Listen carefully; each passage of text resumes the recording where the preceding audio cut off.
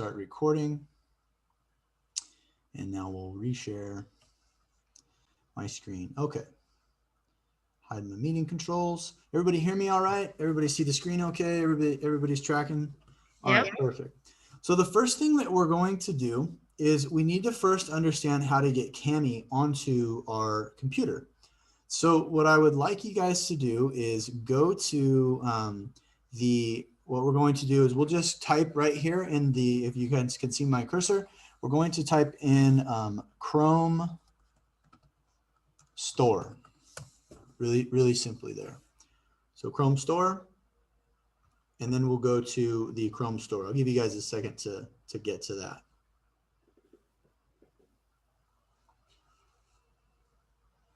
This is from our Zoom?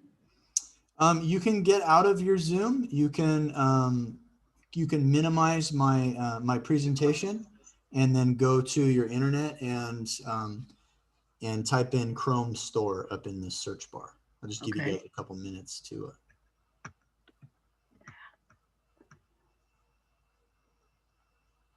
We'll let Melissa Shelgren in here.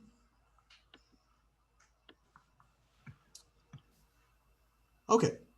So once, just a quick thumbs up. Is everybody on the Chrome Store page? Not yet. Okay, no problem. No problem. And again, this is totally for you guys. So if you need me to slow down, just tell me to slow down. Sorry, my computer's slow. I understand. It's more important that you guys understand rather than trying to plug through. So that's the kind of the cool part about doing these after school. Chrome Web Store? Yes. So in your search bar, type in Chrome Store. Yeah, I'm there and it says Chrome Web Store. Okay, perfect. And go ahead and go. I got to admit all these people in the waiting room real quick. So does your screen look like my screen? Yeah. Okay, perfect. So up in the little magnifying glass right there where it says search the store, what we're going to do is we are going to type in Cami, K-A-M-I.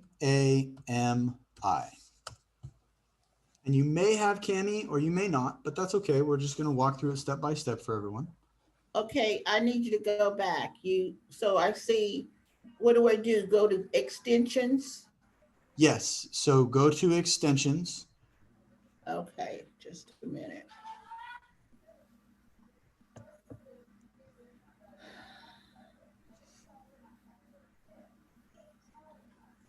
Actually, this works out because there's some people in the waiting room I need to let in, so this actually works out perfect.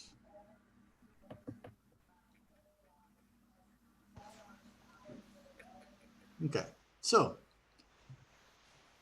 is everybody at this point where we have the Cami extension logo right here? Yes. Okay, great. So go ahead and click on that Cami extension. Now my Cami is already downloaded to my computer. So right here where it says remove from Chrome, yours will say add to Chrome. So just go ahead and click on the add to Chrome. You know what? I'm going to do it with you guys. I'm just going to do it with you guys. Here. Let's do this. I'm going to do it with you guys. That way I'll just walk you through it. Hey, hold on 1 minute. Here we go. What's up? Okay, hold on 1 minute. Okay. Overview. Okay. Okay, show us again. Okay. So right here where this banner says Cami extension, I am going to add to Chrome.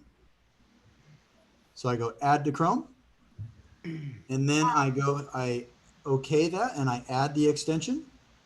What if yours doesn't say add to Chrome? What does it say? Mine has Cami extension, PDF, and document annotation. It doesn't have an option to add or remove from Chrome? Oh, wait a minute. Up here, it was hiding behind my... behind your menu bar, behind all the tiles of people, yeah. Yeah. So you either remove or add. So add is what I did. And if you'll notice up here in the right-hand corner, there's this little tile piece. And there's this pin. And you want to pin it to the bar so that way the little K lives on the screen. Okay, just a second. Yep, no problem. I'll move as fast or as slow as you guys need. Okay, I'm not at the page you are right now, and I'm not sure how to get there. Okay, what part did I leave you at? Just where it says Cami and then it had extension, I could press that. See that? Yeah. Oh, I see. I think I went the wrong place because I was pushing the extension off to the right there. Oh, okay. So where do I need to go? Okay, so does your page look like my page? No. Oh, that one does. Yeah. Okay, so then click on that, the Cami extension, and it'll open up the product. Now I have already added the extension. So right now it says remove from Chrome, but you want to add to Chrome. I got a different screen. I'm sorry. That's okay. Oh, there I am. There I am. And then I go where? I'm sorry. And then go add to Chrome. Chrome. I have to go over.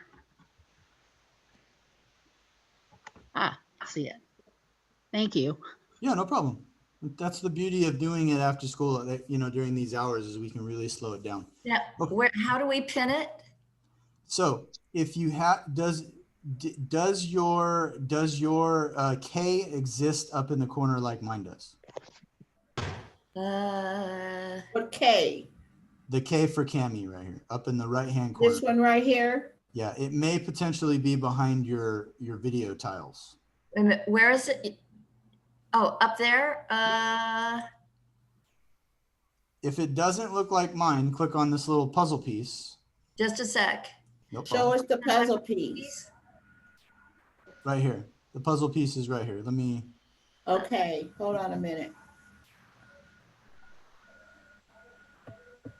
Okay, Puzzle piece. okay. I'm there now. Okay, good. Okay, All right. So once you get to the puzzle piece, see this little pin right here? It looks like a push pin. Yeah. You want to click on that pin, and then that means it's going to pin it to this toolbar right here so it lives up in the right-hand corner. Yay.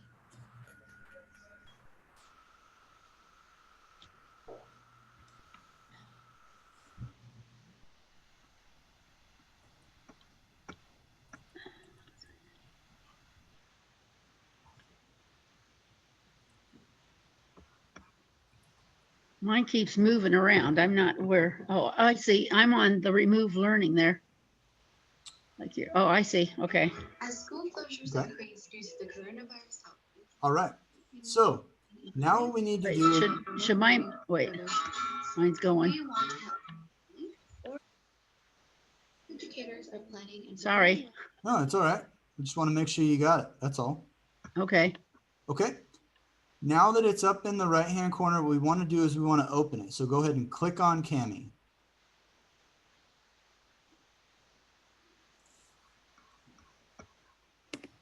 yay. And then if you are there, go ahead and sign into it. I'm already signed in, so it's going to ask me to do open from Google Drive.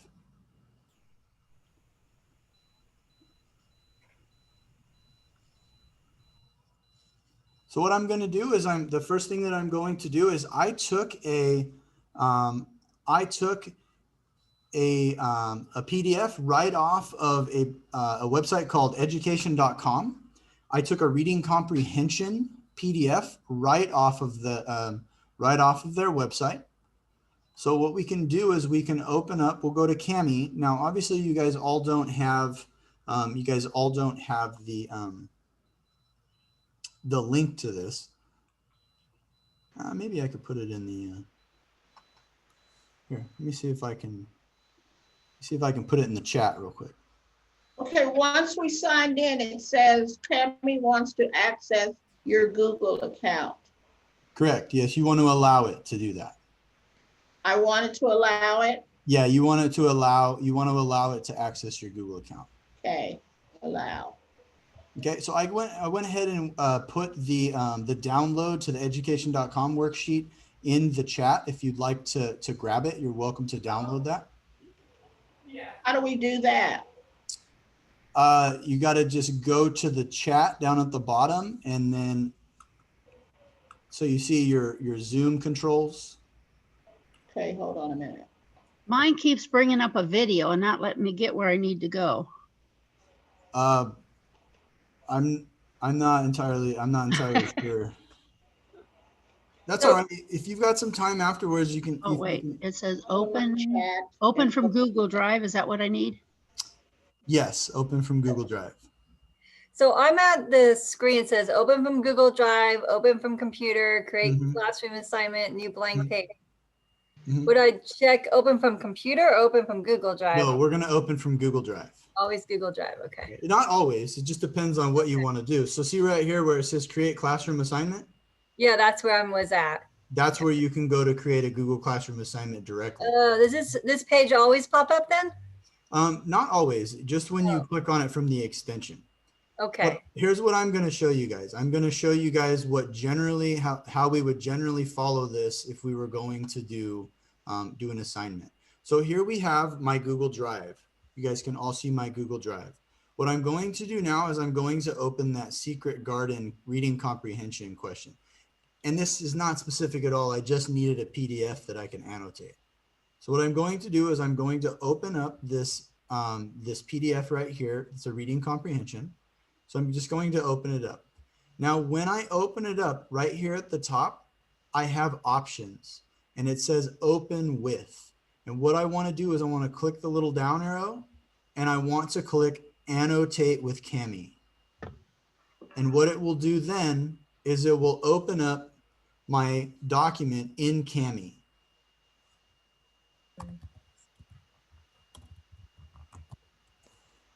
I'll give you guys a minute. Okay. So Brandon, yes, just real quick, once you were in, Google, open with Google, right? You just picked the PDF that was actually in your drive, correct? yeah, I just took this right off my Google Drive and then opened it with got Kami. it. Gotcha. Yeah. So now I have the document and the document is live on my screen. So this can be a document that you're sharing with the student or a document that the student has shared with you. It really just depends. So I have a couple different options here. The first, and we're just going to take this from top to bottom. I'm keeping this over here on the left because my tiles for Zoom are on the right. If I wanted to move it to the right, I could go down here at the bottom and move the toolbar. Okay, so you can move it wherever you need it depending on your preference. Because my tiles for Zoom are in the right, I'm going to put this on the left. So I have some options, and the first thing is the select tool. Now the select tool is very basic. It's the same thing that you would use as a normal mouse cursor. If you needed to highlight things, you could do that. You also have a hand tool, and the hand tool is if you want to grab and move things. So if you watch the hand, it's open, I click the button and the hand closes and then it grabs the screen and I can move it around. That's the function of the hand tool. This right here is called select annotations. Now I don't have any annotations, but if I did, I could draw a box around my annotations and it would select them. Okay, we'll come back to that feature in a second. Now moving, I'll take a second. Is everybody tracking at this point? I'm tracking you. I'm not able to get your form, but I'm tracking what you're doing. Okay, perfect. Okay. And if you've got some time afterwards, we can hang around and I could, maybe you could share your screen with me and we could get it dialed in for you. Thank Okay. you. Absolutely. So the next thing we're going to do is select this feature, and we're just going to take this from top to bottom. Right here, we have a dictionary feature. Now, I think this is really cool about this program is I click dictionary, and then let's just take this word right here, secret. So if I highlight the word secret with the dictionary button clicked, it will compress it. Oops, it's because I didn't get the T. So let me get the whole word. And then it says secret, an adjective, not known or seen or not meant to be known or seen by others. Let's just say I wanted to do this word shown right here. And it will give me a dictionary definition of the word shown. So any of these words on this page, let's go stories. And it will define it for me. So it will give me the definition of the words on the screen, and it does it in real time, which I think is a really powerful aspect of this tool, is that it has real-time dictionary function. Now, the next thing that we have is called text to speech. Now, text to speech is something that we use a lot. It's an assistive technology tool. However, it's becoming much more commonplace in all educational settings. So text to speech is really great. I don't have to navigate anywhere else on the document. And you have to understand that this was previously just a PDF that is now a live PDF or a functional PDF. So what I do here, I'm moving down the list on the left. I go from dictionary, I'm going to move down to text to speech. Now what I can do here is I can highlight this sentence, this paragraph if I want, and then I can have it. By Francis Hodgson Burnett. The sun shone down for nearly a week on the secret garden. The secret garden. If I needed to go to the next sentence, if I wanted to go sentence by sentence, I could use these tools to go sentence by sentence. If I wanted to loop it, which means keep it playing, keep it looping and playing, I can loop it. I can obviously read the page. If I want to have copyright 2017 education.com LLC all. It'll read the entire page. So it's reading the entire page there. Now, something that I think is really cool is I can go here and I can change the voice.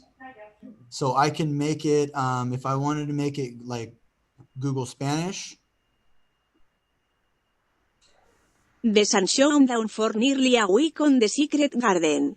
So not only do you have the feature on this, and I think this is really, really important, particularly with our English language learners. Not only do we have a text-to-speech option that can be read in English, in real time, we can have a text-to-speech read from English to Spanish. And I think that's a really, really powerful tool that you can go back and forth between very quickly. You can also change the voice if you wanted to make it say like a female voice. I haven't messed with like this. I believe this is Dutch. You can make it a UK voice with female. But I think one of the greatest things about this for our students to showcase is that it can quickly translate from English print to Spanish speaking. And I think that's really, really cool. The other thing that you can also do is you can increase the speed. Generally, this isn't something that I mess with too often. I let the students kind of drive that preference.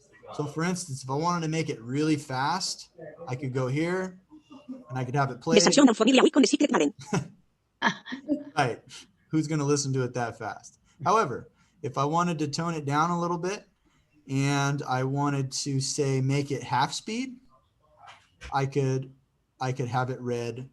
The sun shone down for nearly a week on the secret garden. The secret garden was what.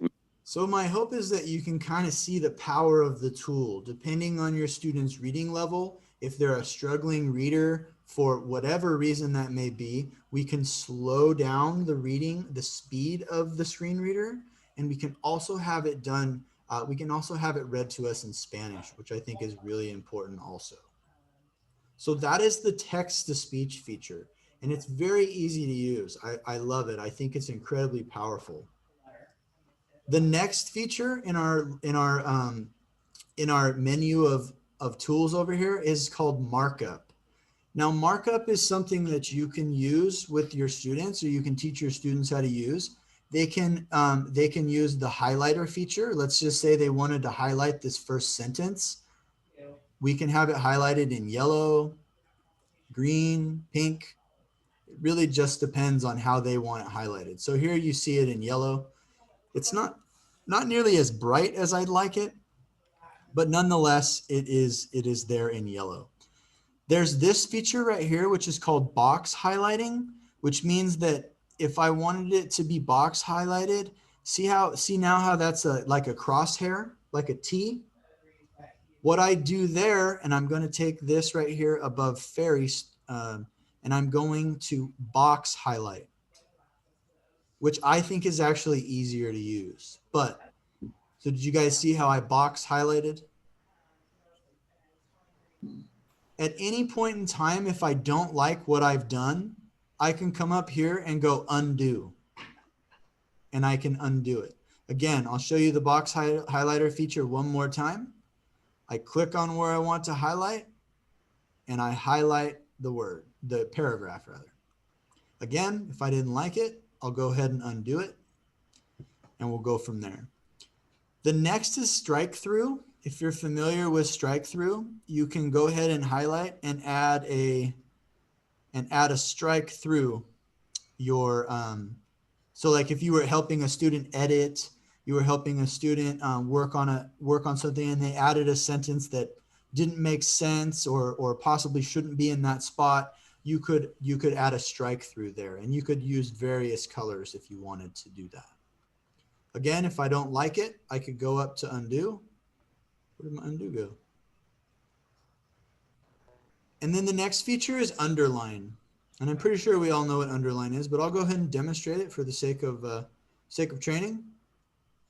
And I went ahead and underlined it. Now, I'd rather underline that in black. So let's go ahead.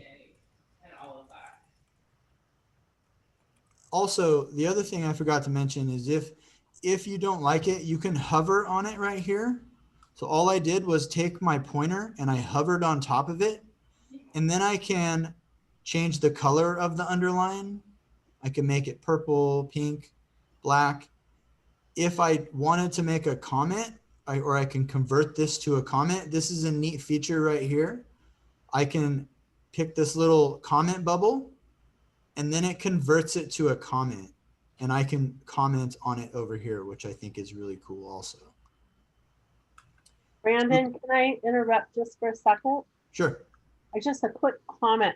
This is so cool because I think most of the teachers that are on here that are RSP, like Brenda, we were talking this morning, you'll understand what I mean. If we're pushing into the general ed teachers' classrooms and we can see what they're doing, right? Like a benchmark passage like this, and we do a breakout room, or if we choose to pull the kids out, we can expose them and support what they're doing in the class and make it meaningful to them at their level, given these accommodations. How cool is this, Brandon? I love it. Yeah, I'm very thankful. I'm very thankful that the district purchased this for us, because previously we were just using this in the free format, and we were using a couple of the tools. Now we have the ability to use all of the tools, which I think is really, really powerful. So the kids get this Cami on their computer as well? Yes, ma'am. Yes. Yeah, everybody with SUSD access has the ability to get this extension. And the kids already have it downloaded, so you don't have to do any of that for the kids. They already just automatically have it. That's correct. Yes, you are correct. Thank you for pointing that out. So that's the markup feature. So you have the text highlighter, you have the box highlighter, which highlights an entire paragraph. You have the strike through, which is here. And let's just say I didn't like that color because the yellow's not showing up very well. I can make it black, and you can see it there. And then you also have the underline feature. So Brandon, are you just like right clicking and then that pops up over the words? No, all I'm doing is hovering over it. Okay. So like I'm not touching anything. I just touching. Yep, Okay. I just put the mouse. I like the idea of the comments too. Like you can leave a comment. Oh yeah, it's really, really great that you can just for homework. Yeah. Right, exactly. And again, if I didn't like it, I could hover over it, and I could get rid of it right here. Okay. This is something I haven't messed with. I think this is opacity. So it's set at 30. What if I went to 80? Oh, wow. I have not messed with that yet. So if I went 10 and I just wanted it barely visible, but if I wanted it a little bit more visible, I could go there. If I wanted it even more visible, I'd go like 90. Wow, that's neat. I have not played with that feature. Looks like it made it smaller. It didn't necessarily make it smaller. What these little blue things are is if I want to move it to the next line, I can expand it. Okay, so that's the markup feature. The next feature that I'm going to show you guys I think is really, really neat, and it's the comment feature. Now, most of us are familiar with comments from what we use in the Google Classroom, and you can do all of those things. You can add a comment, like here, look over on the left side, I'm on the menu, I'm on comment. Now I'm going to do a text comment. So I think this is really great. It's just like we would normally do with our students with study for Friday's quiz, just like we would normally do in Google, in a Google Doc. I push enter and it lives, okay? I'm gonna get rid of it for sake of training purposes, but that's a text comment. The next thing that we're going to do, and I think this is really great, especially in distance learning, because how often are we're not as connected with our students as we would like to be, like we would be in a brick and mortar setting. So what I can do is I can actually add a voice comment. So instead of having a text comment, I can have a voice comment. I'm gonna go ahead and demonstrate that. I'm gonna put it right here. And I could say, please study for Friday's exam. This is found on page 276. And then now that exists as a voice comment. So if I click on play, and I could say, please study for Friday's exam. This is found on page 276. So now it exists as a voice comment. And I think that you can get, as teachers and very talented professionals that you guys are, you guys can think of probably a lot of different ways to add an encouraging word. Great job, Michael. Juan, fantastic job with the use of XYZ, whatever we've been working on in class. And you could really add some value to your students' work, and they get a chance to hear your voice and hear your positive affirmations and your praise, and whatever you really wanted to do in there, you could speak it into that. If I wanted to, I could also write a reply. There you go. I could say, and so I not only do I have my my voice option, but I also have the ability to then also add text to it as well. So it's really, really cool. I think that's great.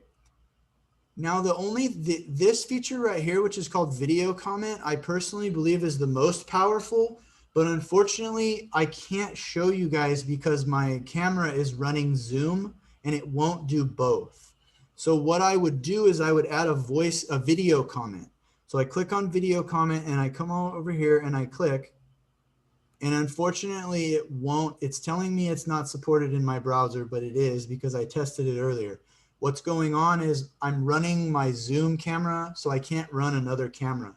But essentially what that would allow you to do is it allows you to actually make a video recording.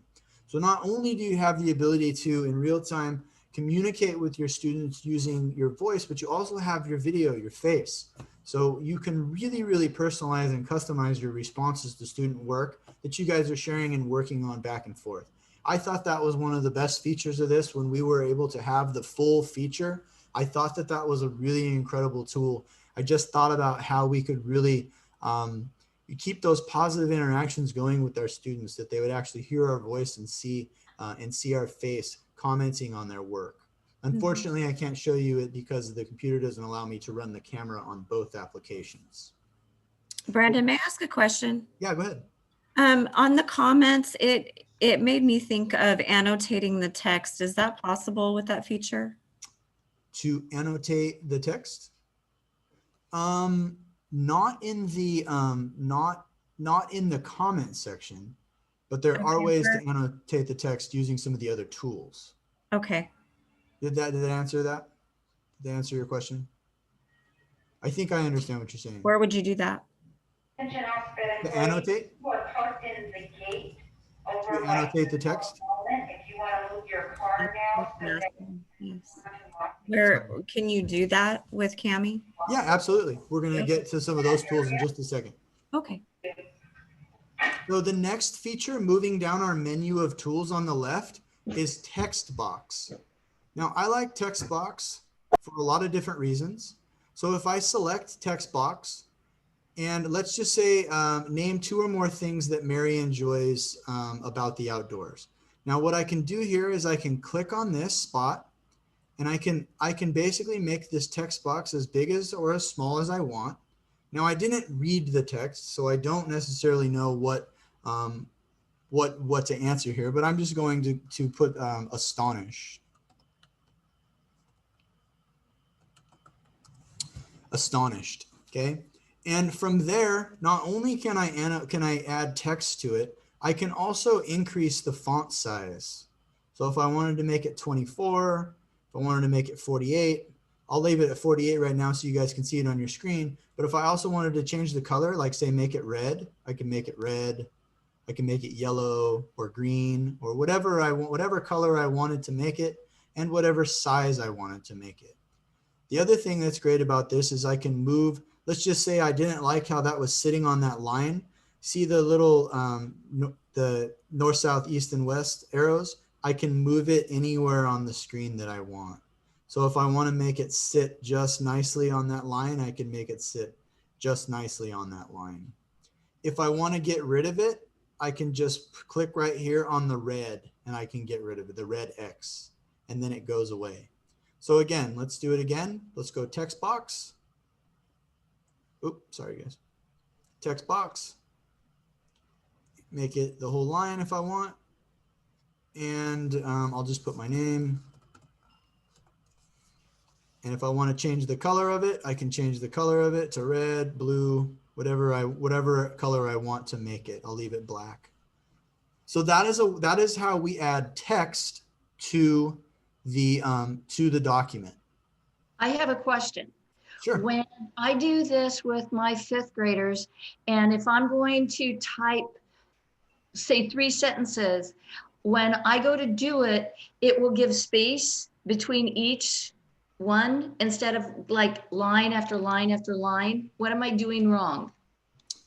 I'm not sure I understand the question. Let me, so if I were to add text to this, right, like this, is this what you're saying, like that? Yeah, but when I do that, when I get to the end of the line, I have this humongous space before it types the next part of the sentence. That's interesting. I've not experienced that. So maybe have you tried adjusting the size of the text box? Yes. And that didn't help either. Nope. That's interesting. Maybe we can talk afterwards or on the side about that a little bit and try to figure that out. I have not seen that yet. So maybe we could figure that out together. Okay. Brandon. Yes. Real quick.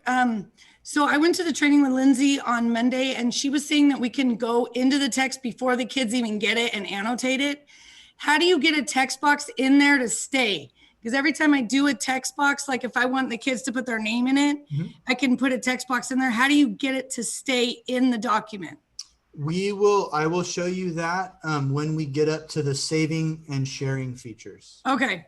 Thank you. Yeah, no problem. Because that's a common issue here is that you'll notate. And then when you go to share with student, if you don't share it correctly, it goes away or they get the fresh copy, one of the two, but we'll talk about that here in a second.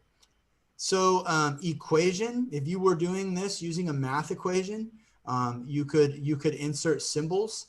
I haven't played with the math function features as much. I've only stuck to mostly reading and writing. But if you wanted to insert an equation, we'll just do something simple. We'll go division. Oops, where'd we go here? So if I want to insert, say, division, it's there. You guys can't see it very well. Let me see if I can make it bigger. Okay, see my division sign? Now this one's a little bit different. I can't move it from there. What I have to do is hover above it and then use the north-south from there. But if I wanted to build equations, I could say something like 12 divided by 4, and then I could insert my equal sign, equals, 3. There you go. So now I have the ability to annotate with math also. Again, it's not a feature that I've worked with very many teachers with, but it is an option if you want to annotate with math. The drawing feature, and I hope this answers a little bit, we start to get into some of those annotation features that I think I was asked earlier. Drawing is essentially exactly that, is I can draw whatever I want on the page. Where's my eraser? Okay. And I like this, so we can get rid of all annotations. Can you block the kids from doing that while you're talking or teaching? So they're not writing something inappropriate, or? I'm not sure. I have not tried that. I have not tried that. Generally it's a doc that we share together and then we work on it together. I have not, yeah, because that could be problematic. I could see that. I don't have an answer to that, but let me find out. Because I That's my luck, right? You suck or something. Yeah. I think we So can all you are able to share this document just like you would a Google Doc. Yes. But how do both of you do it on Kami at the same time? Is there a link? Yeah, I'll show you that when we get up here into these features on the right-hand side. Okay, great. So right now we're just learning how to annotate the doc. And then from there, we'll learn how to share it. We'll learn how to print it, save it, put it to Google Drive, wherever we need to put it. Seesaw, if you're using Seesaw. So, so that's the drawing feature. Drawing feature, obviously, you can change all of the colors. And what this means by stroke thickness is exactly that. If I wanted to make a line, I could make a line and go from there. Shapes, pretty self-explanatory. With shapes, you can insert a rectangle if you want. You could, again, the stroke thickness, you can adjust that. I like this ability to be able to, I like the ability to be able to do this. Like if I wanted to draw, let's just say I wanted to make a student aware of this paragraph, I could draw a rectangle around that paragraph. And I can draw any other shapes. Obviously I could draw a circle or an ellipse, triangles. And then I can also change the coloring of them too. If I wanted to insert a straight line, I can insert a straight line. Really limited to your imagination. Really, it's whatever you guys want to do. So I'll throw this here. Now the eraser feature is great because the eraser feature can obviously, you can erase drawings and shapes pretty easily by just clicking and moving. I'll put it back up there. But you also have the ability to capture all the annotations at the same time. So if I didn't like that, I could erase it. I'll undo that so you guys can see again. Okay, now I'm on the all annotations, the erasing all annotations. I put it on this annotation that I made and then I click and I move. And then it erases it in real time. This is another great feature. It's called Add Media. Now, when you add media, you have a couple different things you can do here. You can add media from my computer, Google Drive, Google image search. So if you wanted to search the web straight from here and add, I don't know, cartoon, skeleton. Yeah. Yeah, I have. There you go. You want to insert that in the spirit of the holidays. Okay, I can put that guy right there if I want. If I don't like him, then I can just go undo and get rid of it. If I want to insert a YouTube video, this is really neat. I'm not sure why it's not letting me do that. Let me do it earlier. If I wanted to add stickers, I could add stickers, a little cat sticker. And then media. If I had something from my computer that I wanted to add to it in terms of like a photo, like a picture, then I could do that as well. I could add a picture right to it. I have used that before with some of our communicatively handicapped students where we've added board maker icons to, now obviously this is much higher level than those students would need, but there are TK and K level PDFs that you can download and use those icon communication with those students. Signature feature is really cool. I've used the signature feature before. No, it doesn't work for IEPs. We're not gonna go there. But you can either upload an image, you can draw your signature, or you can draw the signature on the phone, which I thought was really cool. And what it does is you can send it as a text message and then somebody signs it on the phone. I'm not here to discuss if that's legally defensible in IEPs. That's not what my job is. I knew that was gonna get asked as soon as I clicked on that. But it is a way for you to be able to sign back and forth. So those are our tools and features that live over here on the left. Now let's get into a little bit more of the nitty gritty of how to share things. So you have this ladder right here. I call it a ladder, which is basically just our menu items.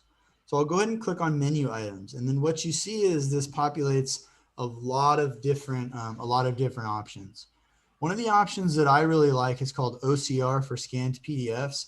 OCR stands for optical character recognition, which essentially means that if you have students that are using screen readers outside of the program, it's OCR compressed for them to use. But they also have the ability within the document, again, to use the sun shone down for near. They have the ability to use the text to speech within the document too. So it just depends on how you want to save it. I always try to save my stuff as OCR compression, but that generally is just because I work with students that use a lot of screen readers. Notification settings, that's if you want to be notified, okay? You can have it emailed, email notifications for this document, as well as browser notifications for this document. It just depends on how you want your notifications to appear. Create assignment, and this is what I really like. This is how we can, oh, I clicked on the wrong thing, hold on a sec. I was trying to move the tiles. Okay, create an assignment. Now this is where it takes me right to Google Classroom. So if you are someone that uses Google Classroom, or if you're like myself or a lot of the RSP teachers that I work with, you guys are in and out of a ton of different Google Classrooms. And this is how we can add it right to the Google Classroom. So if I want to create an assignment out of this, if I want to actually make a Google Classroom Kami assignment, I can go right here and I can add it. I'm just going to add it to my assistive technology classroom, for example. And it's going to take a second to load. Come on, you can do it. Come on. And what it'll do is I can click all of my students, or I can select, say, one of my students, only one of my students. It just depends on what student or if all that I want to send it to. Looking at it from an RSP setting, there may be just one student or two, or maybe 3 students you want to share it with and not your whole class. So that is a way to do that too. The way that you can do that is you can publish it as a published assignment or a draft assignment. Generally, most of you are going to use a published assignment.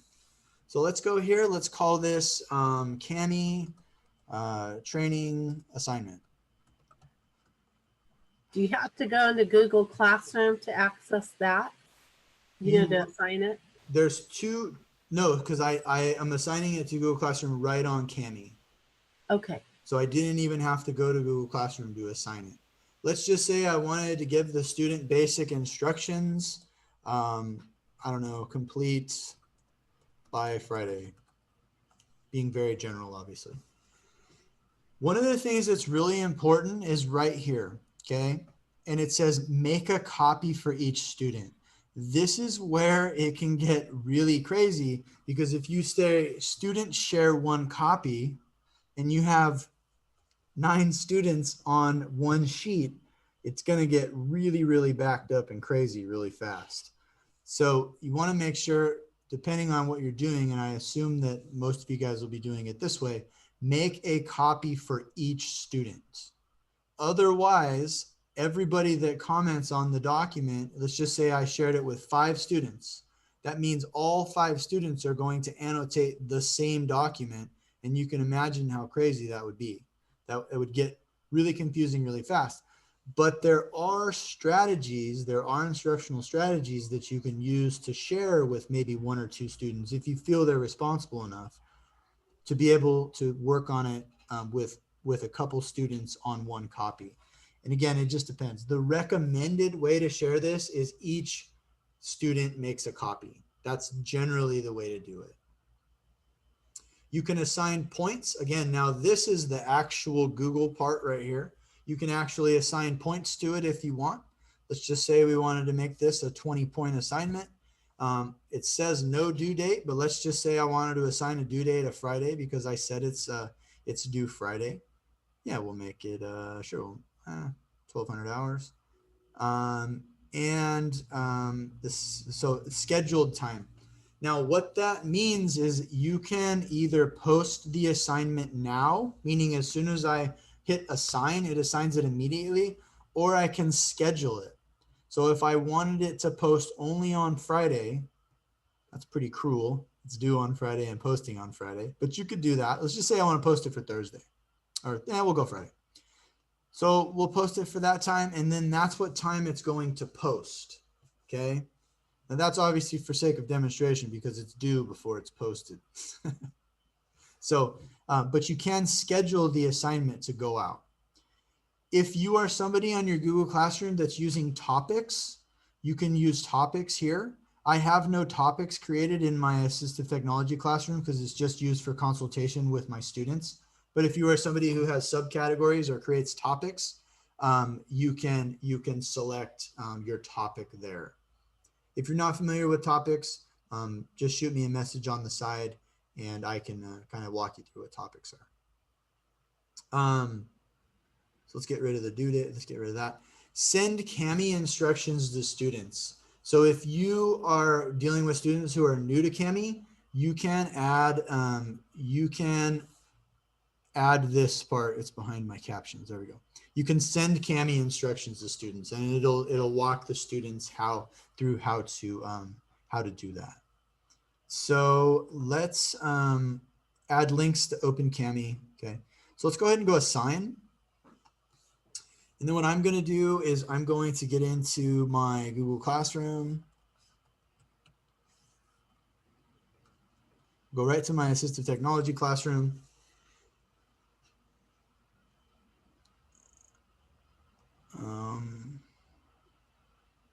Oh, there we go. Open in Classroom. So now I'm opening the assignment. So I'll go to classwork and there it is. Okay. The Kami training assignment. Now I chose to do it as a draft. However, if I wanted to do it as published, then it would publish. Remember, I scheduled this as a post. So there it lives. Okay. My Kami Google Classroom right there. This is Kami and Google Classroom. Those are the instructions that I chose to include. If you wanted to include Kami instructions on how to teach your students to open it with Kami. So here's my assignment that I created.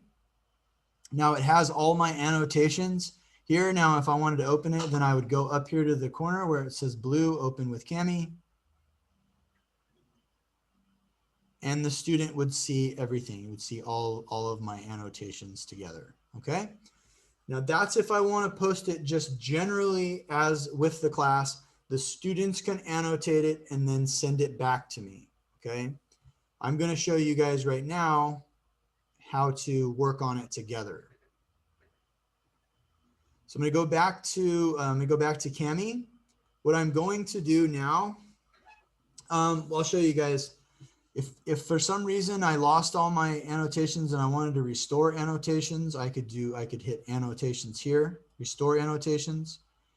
If for whatever reason this formatted funny and I needed it to be in a landscape formatting instead of a portrait formatting, I could rotate clockwise. Doesn't do us much good here, but you get the idea. You can rotate clockwise and counterclockwise. Presentation mode is something that I haven't really played with too much. But it just makes it, it takes away all of the clutter on the screen. Now understand that if you're in presentation mode, it's really tough. It's really tough to you don't have access to any of the other features. In presentation mode, if you want to get out of presentation mode, just hit escape and it'll take you back to the normal document. Undo and redo are all right here. And then if you, for whatever reason, wanted to hide all of the comments that you made, you could also hide comments. So those are our menu features. Now let's go down the list a little bit. So you have download. So if I wanted to download this, and it's going to ask me here, first thing that it's going to ask me is, where do I want to download it? Do I want to download it to my computer? Or do I want to download it to my Google Drive? And that's where you have to decide.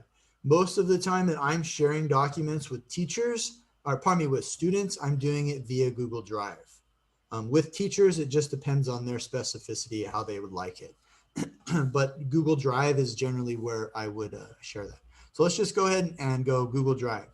Now, there's a way that you can do this. So you can include the PDF with the original with no annotations.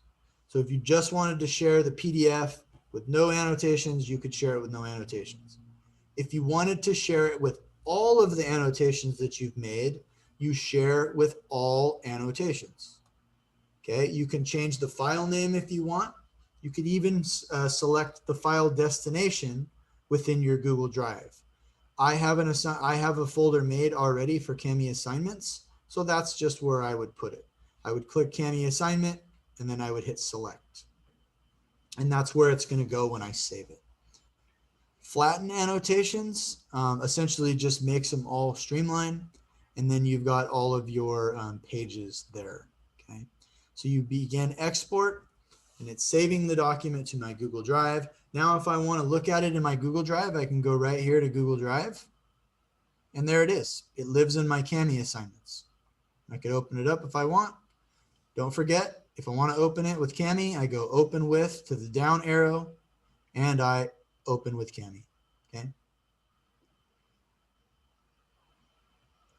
Let me hide my floating meeting controls. Okay, so that is how you download. If you want to just save it, again, here's some more options. Let me move everybody's faces. So if I want to save, I can save it right to my drive. Okay, I can save now, which just saves it right to the cloud, or I can download, and then it'll actually download it, and it'll show up down here in the left-hand corner, right here where it says Kami export. That downloaded to my actual desktop, to my actual computer. Okay, that's the save function. The print function, pretty straightforward. Again, when you print, you can print the original or you can print with annotations. Your students can also do this. They can print the original or with annotations, depending on what they need. Now here's the share document. Now the share document is pretty neat, okay? So we can go here and our sharing permissions are restricted if I want to restrict it, or I can share it with anybody with the link. Okay, and they can either be an editor or a viewer. This is that comment earlier about being able to share documents back and forth with one another, with students. If they're just a viewer, then that's exactly what they are. They can only view the document. If they're an editor, then they can edit with you, okay? And they can be an editor. Download and print permission. Collaborators can download and print this file, okay? So the collaborators can download and print this file. So you can either say yes or no. It depends on where you want to go with that. Hold on, the button is behind my captions. There we go. And then here's what I do. So let's just say, for the sake of training, give me a student. Okay, well, send it to my student, Xavier Valero, okay? Now, it could be any student. I'll just put X, for example, and it'll populate all the students that start with X. So it uses the same platform to be able to share documents with students. So you can share documents with students directly, and then you guys have the ability to work on that doc back and forth. Now, I think there was a question earlier about being able to work on the document together in real time. The thing with that is you have to use remote control, and we don't have remote control available to our students that I know of yet. So you would have to give them remote control, and then you guys could work on the document together. The way that I generally do this is I work with students using my Zoom and their Zoom, and then we each have a copy open, and then we share it back and forth. That's generally how I work on this with students. But you have the ability to share it with anybody within our network. If you want to share it with teachers, you can share it with teachers. If you want to share it with any student, you can share it with students, and that's done right here. Just remember that you don't want it to be restricted. Okay, you want it to anyone with the link. They can be a viewer. And remember, if they're just a viewer, that's all they can do. They can just view. But if they're an editor, they can edit the document. And then download print permissions.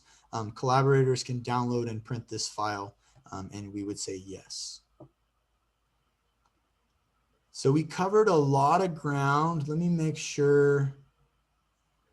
There are a couple other things here. Where is, so if I go up here to my name, my initials right here, BT, I can turn on dark mode. Some of our students like dark mode. I actually like dark mode because it's a little bit more contrasting. And then you have the settings features here. I haven't messed with the settings features too much. I've pretty much just learned how to do it with what we have. Audio media, okay, yeah, on. Dark mode, automatically upload open files to Google Drive, meaning that as soon as I open up a file, it'll live in my Google Drive. Some people like that. I always disable that because I do so many trainings. Sometimes at the end of the week, I'll go back to my Google Drive and there's 40 different things that I've opened on there. So, but you can play with some of these settings a little bit. I like this OCR prompt. I always leave that on. So when I download things, it reminds me to do it in an OCR prompt. That's just so my materials are accessible when I share with students. So this is a pretty robust program. I think that it is really powerful. Again, I'm very thankful for the district for investing in this.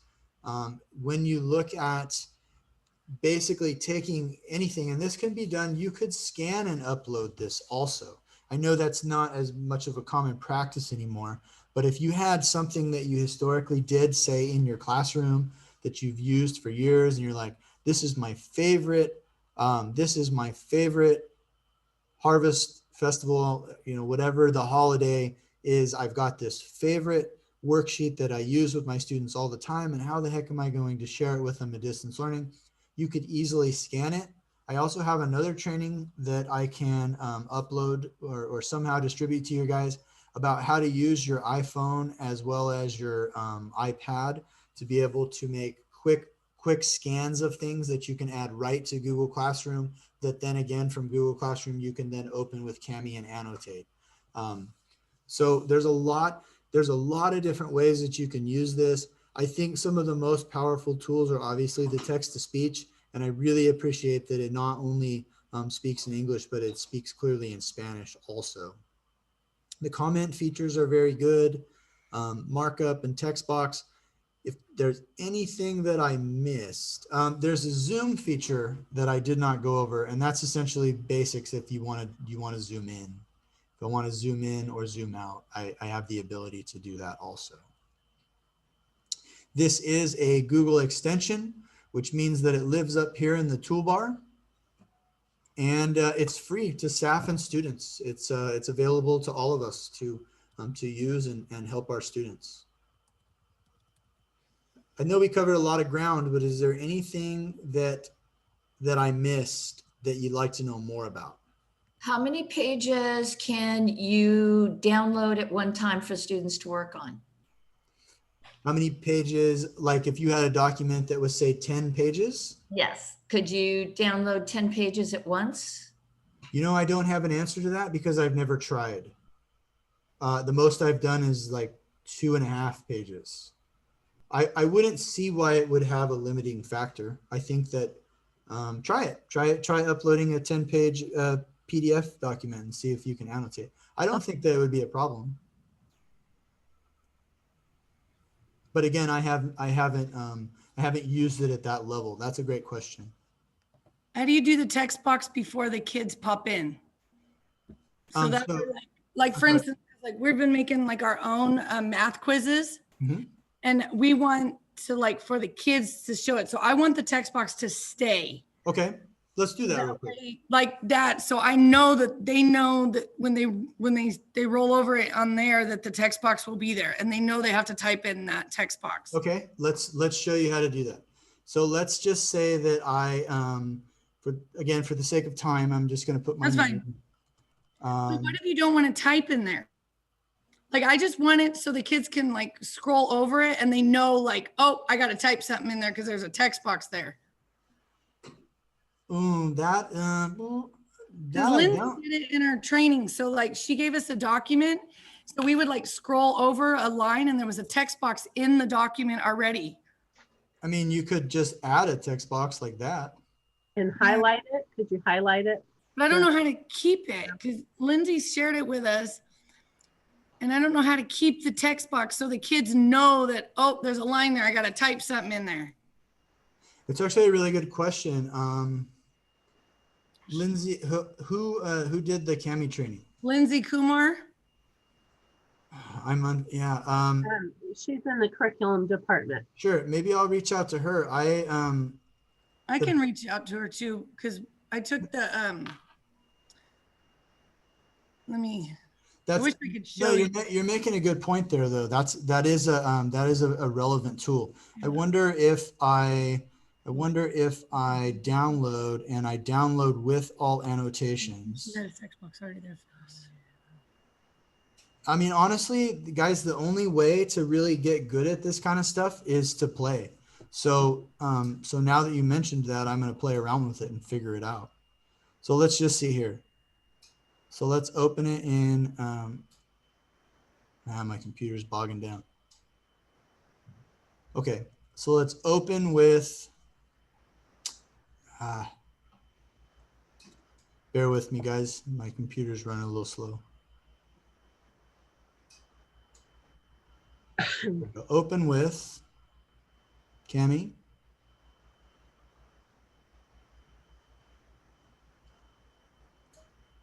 Let's see if that text box is down there.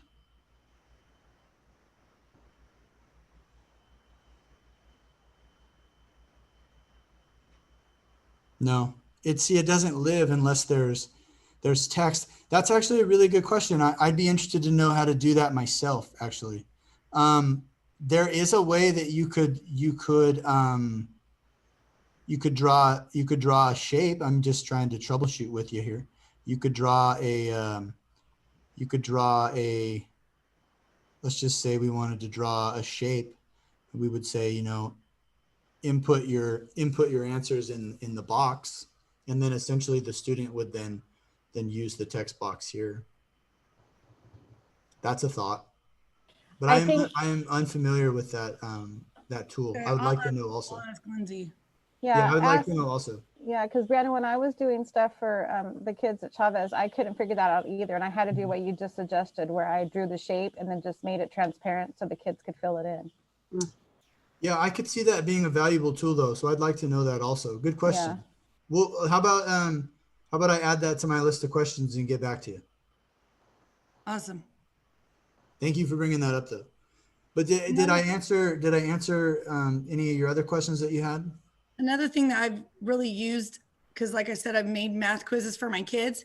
Mm-hmm. When you press that plus sign and it gives you a new blank page, mm-hmm. I tell them to use that as scratch paper. Oh, cool. We only gave them like a little space to do their division. Right. But of course they're drawing, on their screen and it's like huge. So I was looking through some of my kids and they used it as scratch paper. It was really cool. So I get it. So that's perfect. So you're adding another page to it. So then. Yeah, I told them if they need scratch paper, like maybe do it in their notebooks and then copy it onto their. So just so everybody is aware of what she's talking about, if you feel like this is a little bit cramped in here for your students, what she's saying is go down to the bottom right here and hit this plus sign, and then I can add another page. And what it allows me to do, great suggestion by the way, is then add a blank sheet to work my to do whatever else I need to do with this. Great suggestion. Really cool. Yeah, that was awesome. Thank you. Is there any other questions? Anything else I can help with? What? Hey, Brandon, yeah. Are we going to put this training over on the Padlet under your AT column? Can we do that? Yeah, I recorded it. I recorded it on Zoom, so that's no problem. I can just add it right over there. This is awesome, Brandon. Thank you for doing that. Yeah, no problem. I hope that was helpful. Was there anybody that was unsuccessful getting it downloaded? I was. Okay, just hang around afterwards, and I'll help you. I'll help you out a little bit. Thank you. Right. problem. Thank you, Brandon. We appreciate you. Yeah, no problem, guys. Anybody that had issues, just hang around and I'll do my best. Thank you. Oh, you put it.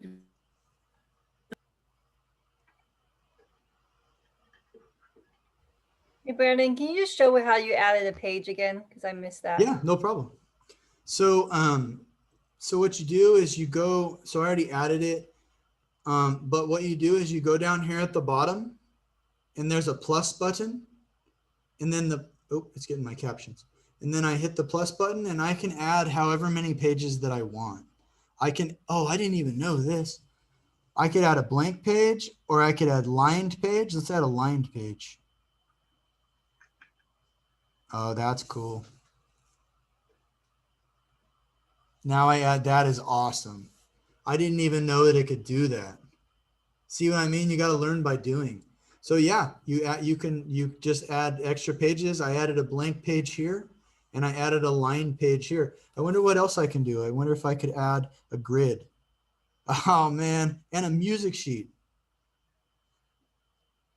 See, I learn something new every day. Yeah, learn by doing. There you go. Now I can add a blank sheet, a line sheet, and a grid sheet. Fantastic. Awesome. Awesome. Brenda, were you able to add it to your computer? No, I wasn't because I had a bad link, so I missed the beginning. Oh, no problem.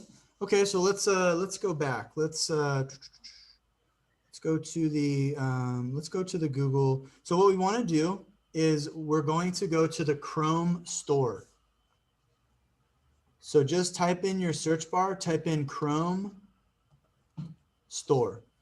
Okay. And then you see it here, it says Chrome store, Chrome Web Store.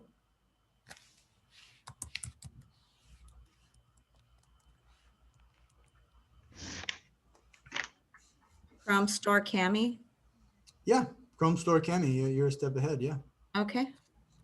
And then I'll get to where you're going there.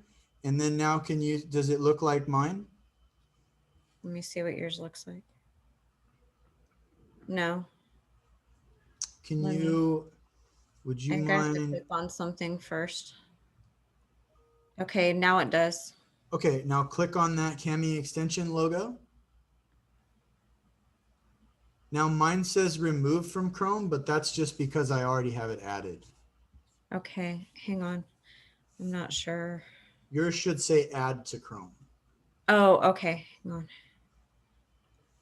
Okay, mine already has, it says installed, but Perfect. Okay, that's fine. So, okay. So look up here in the move my face from the Zoom, move the video.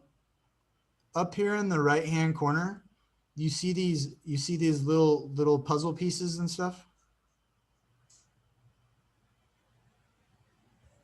Okay. Oh, yeah. Is it up there, the K? I see a puzzle piece, but I don't see a K. Oh, perfect. Okay, perfect. Click on the puzzle piece. Okay. Oh, I see yeah, I see it now. And you see the push pin? Yes. Click on the push pin. Okay. And there you go. Okay. Now it lives on your homepage and you can access it whenever you need it. Okay. The place that I have seen the K though is in SACE. Yes, and that could, and I know what you're talking about because I've done it. When you download things as a PDF, right, asks you if you want to open it with Cami. Uh-huh. And that's essentially how we're opening those documents. We're opening PDFs with Cami. So that's really what it's asking you to do if you want to open your SACE document with Cami. Oh, okay. Okay. All right. Is that helpful? Okay. All right. Okay. Cool. Yes. Thank you. Yeah, no problem. Does anybody else have any other questions? Okay. All right. Okay. If there's no other questions, I'm going to go ahead and hop off and I will make this available for all of you. And I'll add some other documents as well that may help you guys. All right. Thank you so much. No problem. Have a good day. All right.